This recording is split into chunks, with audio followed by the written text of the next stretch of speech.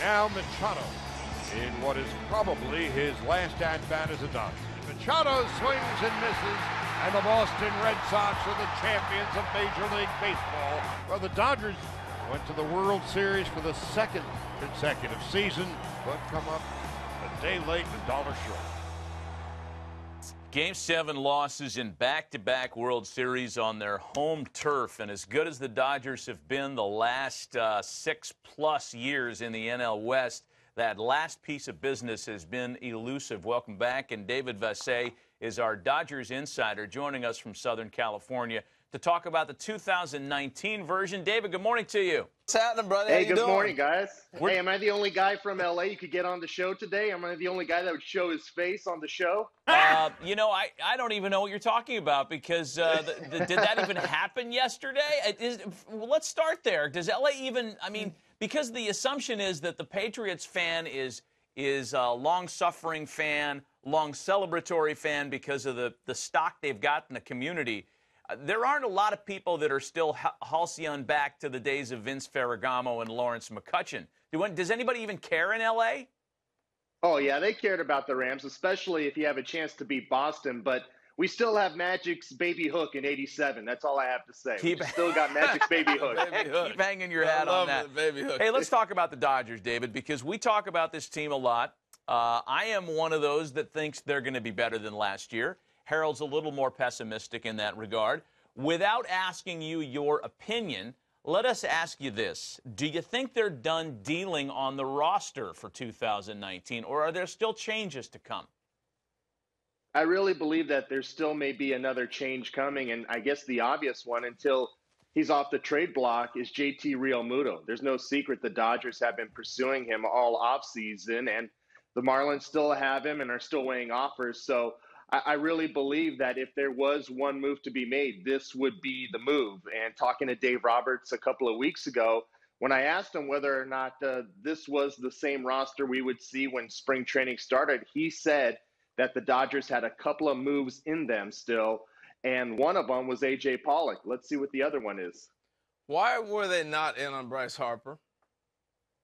That's a great question, Harold, because I feel like they were to a certain extent. They never were going to go the 10 years plus on him. I believe they made that very clear, and they were willing, if he was willing, to take a shorter deal with a higher annual average salary that would make him the highest paid player in baseball. And I've been maintaining this since the season even finished. I don't believe that it was a choice between Harper and Pollock or Harper and any other free agent in this class.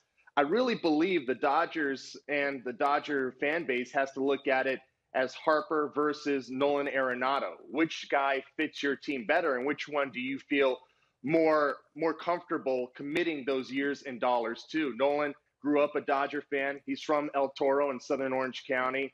He plays third base. Justin Turner only has one more year left on his contract, and I really believe the Dodgers, among many other teams from what I understand, maybe more than what Harper has pursuing him, are going to be going after Nolan Arenado if he hits the free agent market next year. Well, that's the key, if he hits the free agent market. It's like what I hear from the Philly fans. We're getting Mike Trout.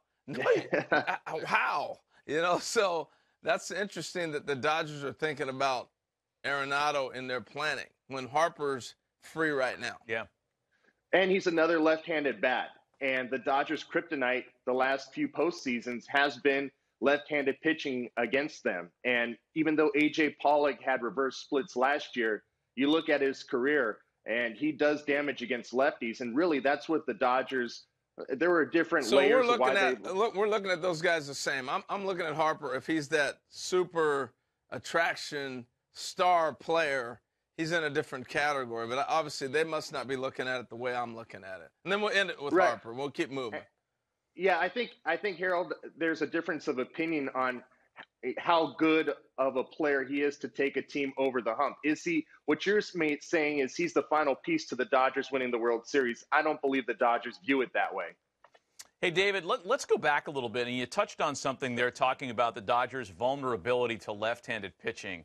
That in a perfect world, Yasiel Puig would have been a right-handed bat that could have countered that equation. But as we know, he is a reverse splits guy, and a really dramatic reverse splits guy for some reason, continued to struggle against left-handed pitching. Now that he's gone, along with Alex Wood and Matt Kemp in this weird salary dump trade where they bring in Homer Bailey's enormous salary, what was the local reaction to that? And was there any discussion of the Dodgers perhaps doing better in a deal considering all the assets they sent away? Well, Matt, I can tell you from the fan base, they loved Yasiel Puig, and they loved everything about him. They loved the electricity that he brought to the field. Maybe not the greatest, smartest baseball play sometimes, but they loved the way his personality played in the city. And for whatever reason, they overlooked some of the shortcomings he had as a baseball player. And I think if you look at it from a baseball standpoint, you have to separate the star from the player. And, I just feel like it had run its course. Puig and the Dodgers had run its course. And I think Yasiel was fully aware that even if he came back this year, it probably was going to be his last year with the Dodgers. So I think both sides understood it had run its course. But the fans, to answer your question, were disappointed that they traded him. All right, so we start off with Matt saying he likes the team they're putting together. He thinks they might be better than last year. I'm skeptical. I'm curious, what's the fan base feel right now? What's the scuttlebutt on the radio airwaves? Yeah, they're skeptical too, Harold. I think they know that they're good enough to win the division, but the cries here in LA is to win the World Series. And really, if you look at the Dodgers and what they've been able to do the last 6 years, whatever the roster looks like on opening day is not what it looks like on October 1st. So they have shown the commitment to try to go for that big chip, to try to push them over the hump. Yes, they do that. I agree. They do make a change, and they're not afraid to do that. Let me throw something completely ridiculous that I'm just totally making up, and maybe there's some meat on this bone, David. Some package with the Indians, Jock Peterson plus, and we're talking about adding a lot more. It's not just Jock Peterson, but for Corey Kluber coming to L.A., is there any chance that there's dialogue going on regarding that particular player? Well, I know the Indians, when the Dodgers and Indians were talking about it, Jock Peterson's name did come up in those discussions, Matt. But hearing the Indians brass talk, it doesn't seem like they're that motivated to trade Corey Kluber at this point in time in the offseason. And you need two to tango. And I'm not sure the Indians at this point in time of the offseason are willing to trade Kluber. One other thing, too, I know we're always looking for what else is out there, but all you have to do to look at the production that the Dodgers lost and how they're going to replace that is from within. Corey Seager, remember that guy? He was an MVP finalist 2 years ago when he was healthy.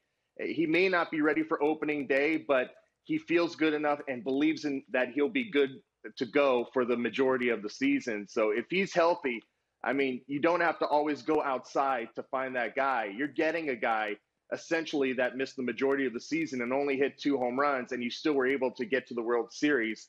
And he's going to be a big part if the Dodgers do get that far in the postseason. So, David, interesting question I'm going to ask you here around Clayton Kershaw.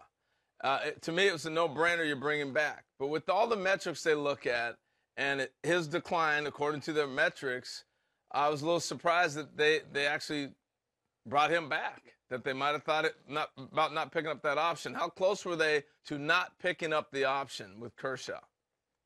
Harold, I don't believe they were ever considering not doing it, and it was a no-brainer for both sides. I doubt Kershaw could have got that money on this market the way things are going, and his value to the Dodgers is great. They want to keep him a Dodger for the rest of his career. Well, he's on the Mount Rushmore of the Dodgers. I mean, really, they couldn't let him go. You can't be on that Mount Rushmore until you win that World Series, Harold.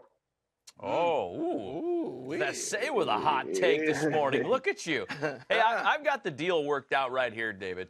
When you report back to Andrew and the guys back there at Dodger Stadium, tell them you heard this on Hot Stove. Alex Verdugo, Jock Peterson, and your choice of Dennis Santana or Dustin May for Corey Kluber. Two outfielders, one potential superstar in Verdugo, depending on who you talk to, a more than serviceable left-handed hitting outfielder with pop, as we know in Jock Peterson, and one or maybe both of their top pitching prospects. Do you do that deal right now for Kluber if you're the Dodgers or not? You giving it too much? To me, I make the deal. I But do they too. look at it differently, though. I know. He's not Let going me to be ask a you guys a nine-inning question. guy. Okay. Would you trade those assets for Kluber or for Realmuto? Which guy? Because you can't split Verdugo in half. You can't split Dustin May in half. So who do you go all in for, Kluber or Realmuto? I got 3 years of Kluber. You got 2 of Realmuto.